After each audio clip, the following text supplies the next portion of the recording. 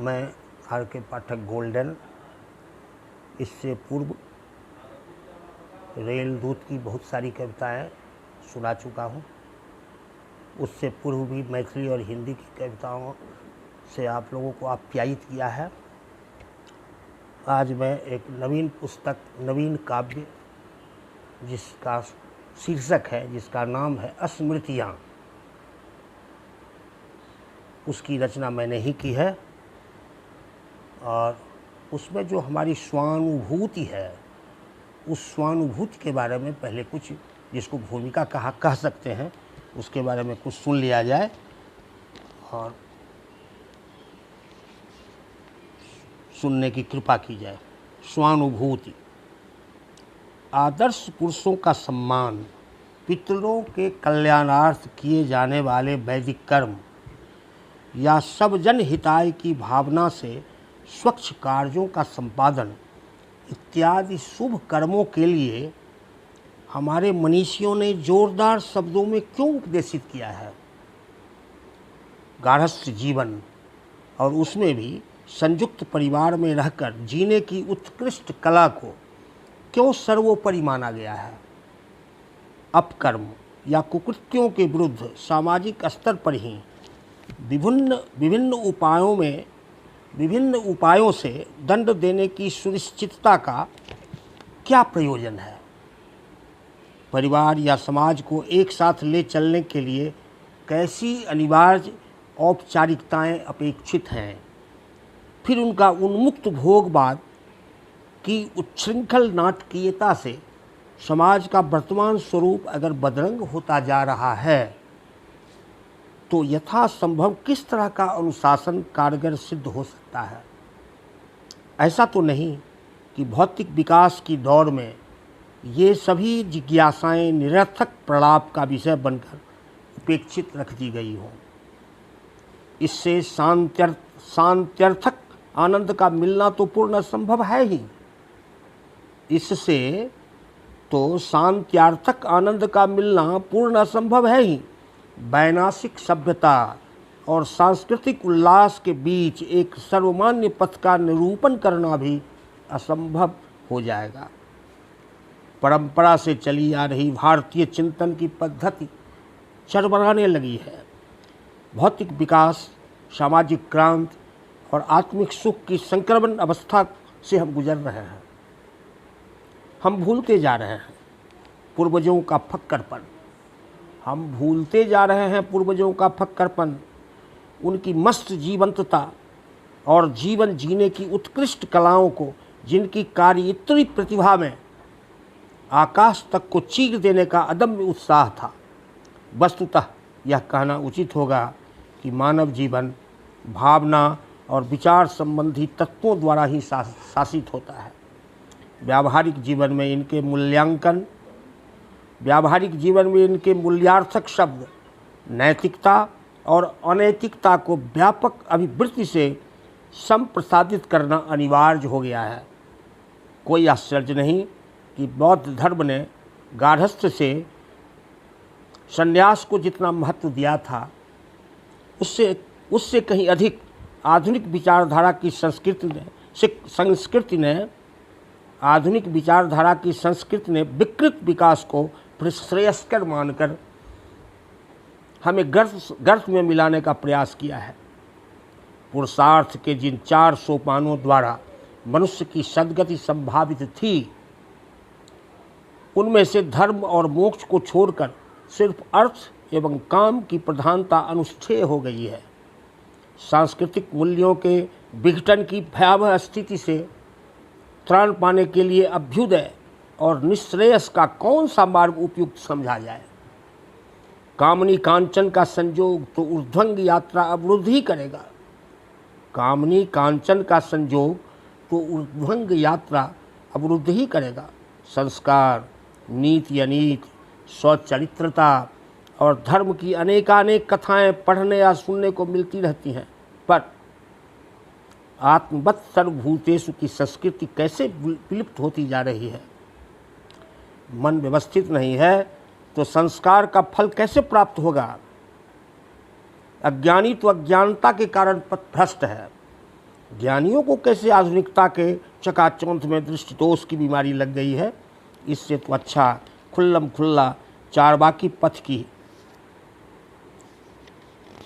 इससे तो अच्छा खुल्लम खुल्ला चारवाकी पथ ही अनुगमनीय है, जहाँ न परिवार की लज्जा, न समाज की चिंता और न राष्ट्रीय धर्म की परवाह ही रहती है। उपयोगितावाद कभी भी नैतिक संबंधों की व्याख्या नहीं कर सकता है। उपयोगितावाद कभी भी नैतिक संबंधों की व्याख्या नहीं कर सकता है। भौतिक स्तर पर व्यक्तित्व का हनन ही नैतिकता का संपूर्ण विधान परिभाषित कर सकता है। आदर्श उपस्थित हो तो समाज की भलाई अपने आप होने लगती है, सारे नैतिक नियम बनने लगते हैं। जीवन में स्वचरित्रता बलवती होकर समाज कल्याण की ओर उन्मुख होने लगता है। जीवन में स्वचरित्रता बलवती होकर समाज कल्याण की ओर उन्मुख होने लगती है। सच्चा आनंद कभी भी लोक ईर्ष्या और भय में नहीं मिल सकता है। समस्त सीमाओं के साथ गार्हस्थ्य जीवन जीने की विलक्षण सर्वाधिक प्रिय मानी गई है। समस्त सीमाओं के साथ गार्हस्थ्य जीवन जीने की विलक्षणता सर्वाधिक प्रिय मानी गई है। राजनैतिक और आर्थिक परिवर्तन की प्रतिस्पर्धा में सामाजिक संरचना अनिवार्यतः प्रभावित होगी, लेकिन यह भौतिक स्तर तक ही सहनीय है। मानसिक स्तर तक कबूलने पर भारतीय संस्कृति ही चरमराकर टूट जाएगी। हमें अपनी पहचान बरकरार रखनी होगी। समस्त परिवर्तनों का उद्देश्य तो आनंद सागर में गोते लगाने के लिए ही है। मन के बाहर और मन के भीतर विकसित होने की साहसिक प्रक्रिया होते रहने से मनुष्य की जीवंतता बलवती होती रहेगी। आज भी बहुत सारी बलिष्ठ शक्तियाँ चारवाकी जीवन शैली से भारतीय संस्कृति को विनष्ट कर देने के लिए पीछे पड़ी हुई है। अब रामकृष्ण का आदर्श सिर्फ सैद्धांतिक रह गया है। अंदर अंदर व्यावहारिक जीवन घिनौना बनता जा रहा है। ऐसी समस्याओं को सुलझाने के लिए आदर्श व्यक्तित्व का अभाव सा हो गया है, और अगर गिने चुने कहीं कुछ बचे रह भी गए हैं तो कबाब में हड्डी की तरह वे उपेक्षित होते जा रहे हैं।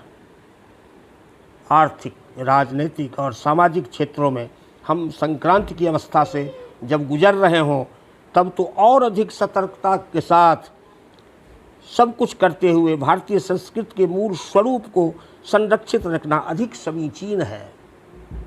सुख की लालच में घृणित राजनीति पनपने लगती है। सुख की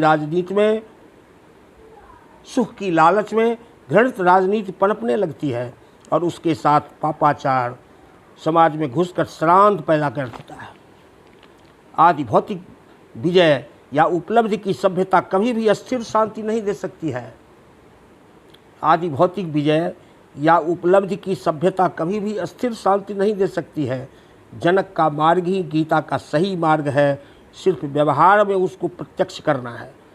जर्मनी दार्शनिक नीत्शे या भारतीय महायोगी श्री अरविंद द्वारा प्रस्तावित अति मानव बनाने की कल्पना को साकार करना होगा। हमारी शाश्वत समस्याएं विज्ञान और धर्म को एकाकार करने पर ही हल होंगी। हमारी चिंतन शक्ति के समक्ष सबसे बड़ी समस्या यह है कि मानव जीवन का सम्यक आदर्श कैसा हो, जो भौतिक और अध्यात्म में समीचीन सामंजस्य स्थापित कर सके, जो भोग और वैराग्य को आवश्यकतानुसार संतुलन में रख सके, जो व्यष्टि और समष्टि के कल्याण के लिए अति मानस का धरातल खोज सके।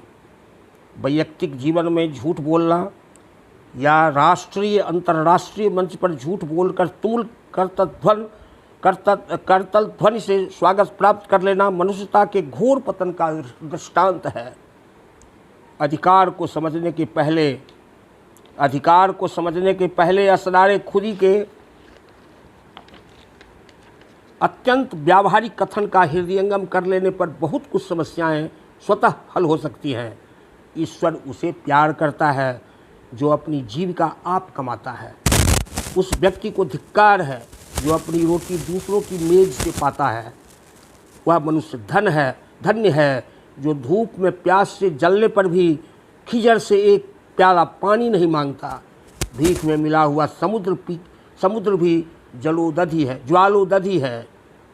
भीख में मिला हुआ समुद्र भी ज्वालोदधि है। अपने हाथों से संचित थोड़ी सी शबनम भी उससे श्रेष्ठ और सुस्वादु होती है। पिता के धन पर जीने वाला व्यक्ति सवाली है, याचक है, और व्यक्तित्व की रक्षा या विकास की यथार्थता याचना में कथमत नहीं है। इकबाल का मूल मंत्र सचमुच अनुकरणीय और अस्तित्व है। खुदी को कर बुलंद इतना कि हर तकदीर के पहले खुदा बंदा से खुद पूछे, बता तेरी रजा क्या है। महासुख का कमल तो ऐसे सरोवर में ही खिलेगा जो शांत, शीतल और सहज हो, जो विधि और निषेध की लहरों से पूर्णतः मुक्त हो। कोई कृत्रिमता नहीं, कोई विरोध नहीं। शास्त्रों की सम्मति और महाजनों के पदचिन्ह तो सामने उत्खचित हैं ही। पिछले चंद दशकों से अंग्रेजियत की खुमारी में भारतीयता छटपटा रही है। हमारी सोच प्रदूषित हो गई है। अहंग के द्वंद्व युद्ध में परिवार टूट गया है। जिस आदर्श व्यक्तित्व से पारिवारिक ढांचा का स्वरूप सुदृढ़ रह पाता, उसको ही तिरस्कृत कर दिया गया है। परिवार के पक्षधर रात भर अतीत के सपनों में कोई नवीन मार्ग निकाल सकें, कर्तव्य और अधिकार की सुस्पष्ट व्याख्या कर सकें, विभिन्न तर्कों से बनी बनाई रसोई खाने वालों को यथेष्ट भर्त्सना कर आदर्श व्यक्तित्वों की पीठ थपथपा सकें, तो निश्चित रूप से समाज और राष्ट्र की अटूटता पुनः लीक पर आ जाएगी। इस लघु काव्य में कुछ इन्हीं स्मृतियों से बुद्धिवादियों को झकझोरने का प्रयास किया गया है। वर्तमान की बाहों में अतीत को दुलारते हुए भविष्य को संवारने की अनिवार्यता उपनीत की गई है। चयन सैयाद ने सींचा यहाँ तक खूने बुलबुल से, कि आखिर रंग बनकर फूट निकला आर्य गुल से। चयन सैयाद ने सींचा यहाँ तक खूने बुलबुल से, कि आखिर रंग बनकर फूट निकला आरिजे गुल से। हम ही को कत्ल करते हैं, हम ही से पूछते हैं वो, शहीद नाज बतलाओ तेरी मेरी तलवार कैसी है। आर के पाठक। अब यह तो स्वानुभूति है, लघु काव्य की भूमिका के रूप में कह दी गई है। अब जरा कविताओं को सुनने का कष्ट किया जाए। उसकी प्रतिध्वनि कैसे आई, झंकृत कर कैसे भाग चली, कुछ विस्मृत बीती बातें कह अंतस्थल को यह त्याग चली। उसकी प्रतिध्वनि कैसे आई, झंकृत कर कैसे भाग चली, कुछ विस्मृत बीती बातें कह अंतस्थल को वह त्याग चली। संपूर्ण लोक वह दिखा गई, हर एक बात समझा करके, बीती बातों को छिल छिल कर चेतन स्वरूप दिखला करके, मादक मोहक सा रूप दिखा। मेरी करुणार्ध कथा कहती, अवकाश किसे है सुनने का, जो सुन ले सुप्त व्यथा उसकी। अवकाश किसे है सुनने का, जो सुन ले सुप्त व्यथा उसकी। सुख का बंधन सुहाग होगा, मेरे जीवन की उलझन थी। मधु मदिरा वह पीली मैंने, पावन तन में वह सुलझन थी। बंधन करके सुहाग आया, बंधन बन के सुहाग आया, उस पर श्रद्धा की छाया थी। छलनी माया का अलग दंश, इस बीच सिसकती काया थी। बस गई अपरिचित बस्ती में, टिमटिम तारों से स्वच्छ गगन। विस्तृत आंगन में घर छोटा, करुणा माया में रहे मगन, करुणा माया में रहे मगन। निर्जन फुलवारी में सकाल, नूतन किसले खिल जाना था। निर्जन फुलवारी में सकाल, नूतन किसले खिल जाना था। कौतूहल बस अंदर बाहर घूंघट को उठ गिर जाना था। बांधा विधि ने ममता भीतर, उलझन का पारावार नहीं। बांधा विधि ने ममता भीतर, उलझन का पारावार नहीं। रो रो कर हंसना पड़ता था, आकुलता का आधार नहीं। क्यों भूल गए उन सपनों को, वह बिकल वेदना कहाँ गई।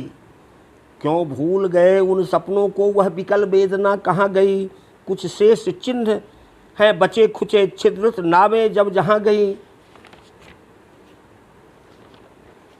मैंने कुचले कपड़ों में तन की करुण कहानी याद नहीं। मैले कुचले कपड़ों में तन की करुण कहानी याद नहीं। थक जाती थी श्रम सीकर से, सोना दुष्कर अपवाद नहीं।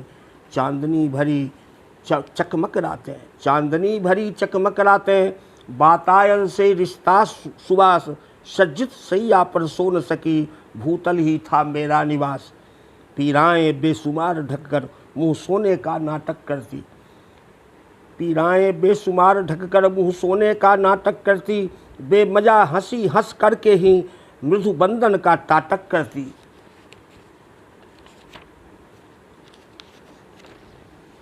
जो विस्मृति में है चली गई, उन घड़ियों को कैसे कह दूँ।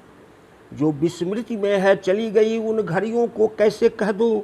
जो कथा घटी निर्मोह काल की कड़ियों को कैसे कह दूँ। देखो लिबास कैसे बुनकर अपना शरीर ढक लेती थी, कोई पूछे तो समझा कर उसका सकून बक देती थी।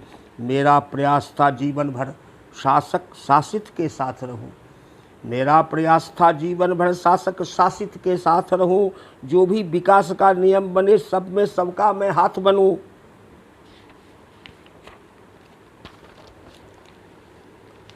मंगलमय जीवन सबका हो, अभिलाषा करती रहती थी। संचित संवेदन भार पुंज मन से ही ढोती रहती थी। वह कर्म यज्ञ था जीवन का, वह कर्म यज्ञ था जीवन का। सपनों का स्वर्ग न बना सकी, उपवन मानस की क्यारी में आशा का कुसुम न खिला सकी। हम दोनों पथिक चले कब से, 34 पहाड़ या खाई थी। हम दोनों पथिक चले कब से, कोलाहल भी हंसता रहता, उल्लास भरा था कण कण में। आना जाना सुख दुख बटना, कुटिया का था उन्मुक्त द्वार। दिन होली रात दिवाली में कुछ धूम मचता था बार बार। आना जाना सुख दुख बटना, कुटिया का था उन्मुक्त द्वार। दिन होली रात दिवाली में कुछ धूम मचता था बार बार। अब तक अपने वैभव से ही उपकार किया अपने जन को। अभिलाषा खूब मचलती थी, अभिलाषा खूब मचलती थी। सत्कार सुदृढ़ जब हो मन को, अर्पण तर्पण उत्सर्ग भरा, देकर लेने की चाह न थी। अर्पण तर्पण उत्सर्ग भरा, देकर लेने की चाह न थी। जब मोल जोल की बात नहीं, शाबाशी की परवाह न थी। गला रुक गया है। अब इसके आगे की कविता अगले दिन सुनाऊंगा। धन्यवाद।